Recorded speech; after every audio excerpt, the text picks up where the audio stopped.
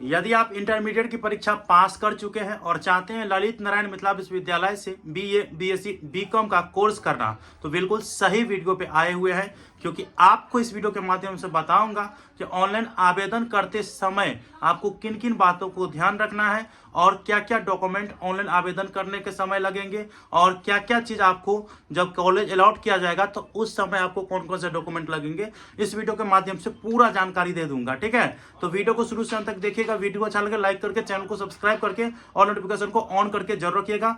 और आप लोगों को बता देना चाहता हूं, आप लोगों का जो सेशन होगा वो 2025 से 29 होगा और आप लोगों के लिए Telegram group, WhatsApp group open कर दिया गया है। आप लोगों को डिस्क्रिप्शन बॉक्स में व्हाट्सएप ग्रुप का लिंक मिल जाएगा, टेलीग्राम ग्रुप का लिंक मिल जाएगा और साथ में हमारे चैनल के जो ग्रुप लिंक है वो भी आप लोगों को देखने को मिल जाएगा। तो जल्दी से जल्दी आप लोग उस ग्रुप में ज्वाइन हो जाइए और साथ में अपने जो भी एडमिशन लेने वाले हैं 25 से 29 वाले सेशन में बीएससी, बीए, बीएससी, बीकॉम में, तो उनको भी उस ग्रुप में जोड़ दीजिएगा। ठीक है, क्योंकि जोड़ने का जो है लिंक अलाउ है। ठीक है, पीछे आप याद रखेंगे। चलिए मैं पूरा जानकारी बता देता हूँ। सबसे पहले ऑनलाइन आवेदन के समय कौन कौन से डॉक्यूमेंट लगेंगे और क्या क्या ध्यान रखना है। ठीक है, इसके बाद जो है आप लोगों को कॉलेज में कौन कौन से डॉक्यूमेंट लगेंगे वो बता देता हूँ।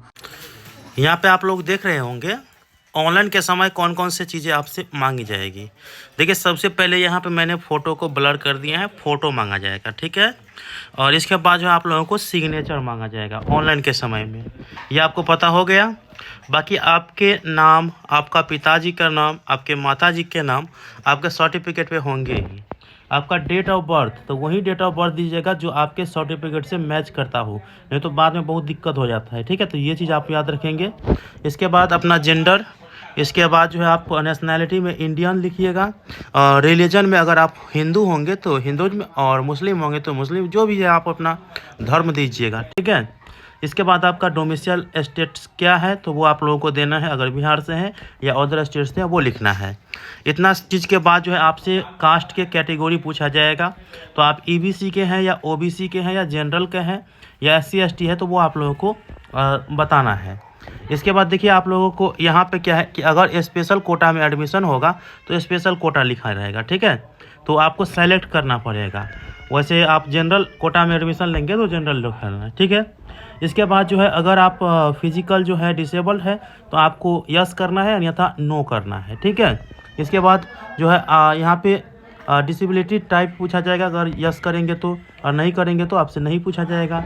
आइडेंटिटी प्रूफ में आपको आधार कार्ड लगाना है और आधार नंबर आपको लिखना पड़ेगा। ठीक है, आधार नंबर, यहाँ पे आइडेंटिटी प्रूफ नंबर में आपको आधार नंबर लिखना है।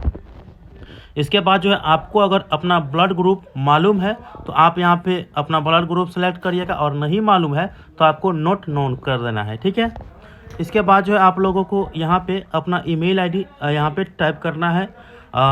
ठीक है, ईमेल आईडी मांगा जाएगा और मोबाइल नंबर, जिस पर रजिस्टर मोबाइल नंबर जिस पर ओटीपी जाए तो वो मोबाइल नंबर आपको देना है।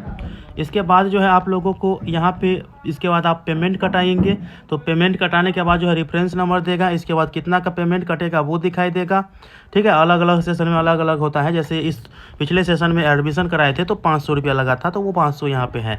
इसके बाद जो है आप किस मोड से कटाते हैं वो देखने को मिलेगा और आपका ट्रांजेक्शन डेट देखने को मिलेगा। बाकी आपका एड्रेस यहाँ पे दिखाई देगा, तो आपको कॉरस्पॉन्डिंग एड्रेस और परमानेंट एड्रेस दोनों लिखना है। अगर सेम रहे तो आपको सेम पे क्लिक करके दोनों चीज़ आपका फिलअप हो जाएगा। ठीक है, इसके बाद आपको एजुकेशन क्वालिफिकेशन पूछा जाएगा, तो आप अपने बोर्ड का नाम, जिस बोर्ड से आप अपना एग्जामिनेशन पास किए हुए हैं, तो आप लोगों को वहाँ पे बोर्ड का नाम लिखना है। ठीक है, यहाँ पे बोर्ड या यूनिवर्सिटी का। इसके बाद जो है आप जिस ईयर में पास होंगे तो यहाँ पे पासिंग ईयर लिखना है। इसके बाद अपना रोल नंबर, जो 12th के रोल नंबर है वो डालना है। उसके बाद पूर्वा मार्क तो 500 का होता ही है, और जितना मार्क आया 500 में से ऑब्टेन, वो यहाँ पे आप लोगों को लिखना है। उसका परसेंटेज जो है वो ऑटोमेटिक शो हो जाएगा। इतना चीज़ हुआ। इसके बाद जो है आप लोगों को अपलोड करने के लिए भी बोला जाता है कि अपलोड क्या क्या करना है। तो अपलोड आपको एक तो कास्ट सर्टिफिकेट पूछा जाएगा, यहाँ पर देखिए, जैसे 12th के मार्कशीट अपलोड करना है आपको, और इसके बाद स्टूडेंट के जो है कास्ट सर्टिफिकेट अपलोड करना है, जो आप यहाँ पे देख रहे हैं। ठीक है, तो कास्ट सर्टिफिकेट अगर एलिजिबल है तो कास्ट सर्टिफिकेट अपलोड करेंगे, और नहीं तो कोई बात नहीं। तो ये आप याद रखेंगे, अगर बिहार से हैं और कास्ट सर्टिफिकेट का लाभ होता है तो आप लोग अपलोड करेंगे कास्ट सर्टिफिकेट। 2 चीज़ अपलोड करना होता है और PDF फाइल में, तो वो चीज़ मैंने आप लोगों को दिखा दिए हैं। इसके बाद आप लोगों से कॉलेज प्रेफरेंस पूछा जाएगा कि आप किस कॉलेज में एडमिशन लेना चाहते हैं। तो आपको जिस कॉलेज में एडमिशन लेना है तो उसको फर्स्ट प्रेफरेंस दीजिएगा, ठीक है। और फर्स्ट प्रेफरेंस के बाद जो है आपको मेजर सब्जेक्ट का नाम पूछा जाएगा, माइनर सब्जेक्ट का नाम पूछा जाएगा, मल्टी डिसिप्लिनरी सब्जेक्ट का नाम पूछा जाएगा और आपका BSc SEC, तो ये सब जो है आपको सब्जेक्ट है। तो यहाँ पे जैसे आप देख सकते हैं कि स्टूडेंट को मैंने मेजर संस्कृत से किए थे। इसके बाद जो है यहाँ पे प्रेफरेंस में दिए तीसरे प्रेफरेंस है। आप जो है अधिकतम 5 कॉलेज का प्रेफरेंस दे सकते हैं। वैसे आप अगर अच्छा खासा मार्क है तो एक कॉलेज का प्रेफरेंस दीजिएगा तो ऊपर भी आपका आ जाएगा जिसमें आपको एडमिशन लेना हो। ये याद रखेंगे आप लोग। बाकी आपको अपने सब्जेक्ट कौन कौन से सब्जेक्ट रखना है वो आप अपना हिसाब से रखेंगे और उसी हिसाब से आप लोगों को सेलेक्ट करना है। तो ये आपको समझ में आ गया होगा। और इसके बाद पेमेंट कटाने के बाद जो रिसीविंग निकलेगा तो इस तरह का रिसीविंग ही रहेगा। इसे हम बोलते हैं CAF अर्थात कॉमन एप्लीकेशन फॉर्म हो जाएगा, ठीक है। अब ये चीज़ होने के बाद आपको अब इंतज़ार करना है प्रोविजनल मेरिट लिस्ट का, ठीक है। जैसे प्रोविजनल मेरिट लिस्ट जो है जारी किया जाएगा तो उसमें आप पता कर पाएंगे कि आपका एप्लीकेशन जो है वो सबमिट हुआ है या नहीं हुआ है और टोटल कितने कैंडिडेट है जो फॉर्म फिलअप किए, किस किस सब्जेक्ट में किए, तो वो कॉमन एप्लीकेशन फॉर्म में जो है वो पता चल जाता है। अब इसके बाद में फर्स्ट मेरिट लिस्ट आता है, सेकेंड मेरिट लिस्ट आता है। आपका जिस भी मेरिट लिस्ट में नाम आए तो आप कॉलेज में जाएंगे, जो भी कॉलेज आपका अलॉट किया गया रहेगा तो उस कॉलेज में जाएंगे आप लोग एडमिशन लेने के लिए। तो एडमिशन के समय कौन कौन से डॉक्यूमेंट लगेंगे वो आपको अभी ही तैयार करके रख लेना है, ठीक है, क्योंकि अभी समय है और आप तैयार करके रख लीजिएगा तो अच्छी बात है। चलिए, सबसे पहले आपको ये वाला जो फॉर्म अभी आप देख रहे हैं ना, कॉमन एप्लीकेशन फॉर्म, इसे बोलते हैं CAF, तो ये चीज़ आपको तैयार रखना है। इसके बाद जब आपका मेरिट लिस्ट निकलेगा तो आपको कॉलेज अलॉट किया जाएगा, तो वो कॉलेज अलॉटमेंट लेटर जो है आपको लेना अनिवार्य है, तो वो भी प्रिंट करा लीजिएगा, ठीक है। तीसरा 10th और 12th के मार्कशीट आप अपने स्कूल या कॉलेज से ले लीजिएगा, ये आप याद रखेंगे। आपके जो आधार कार्ड होंगे उसका फोटोकॉपी भी मांगा जाएगा।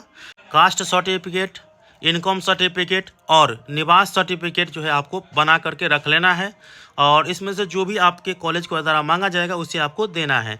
वैसे कास्ट सर्टिफिकेट अनिवार्य है जो लाभ लेना चाहेंगे, क्योंकि एडमिशन के समय आप जाएंगे तो आपको छूट मिलेगा, ये आप याद रखेंगे। इसीलिए कास्ट सर्टिफिकेट, फ़ोटो जो है आपको 2 से 4, किसी किसी कॉलेज में 2 फोटो लगता है, 1 फोटो लगता है, किसी किसी में 4 रहता है, तो मैक्सिमम 4 फोटो तक लग जाता है। और सबसे इम्पोर्टेंट बात है कि ABC ID के बिना आपका एडमिशन नहीं लिया जाएगा, तो ये चीज़ आप याद रखेंगे। ABC ID आप लोगों को बना लेना है।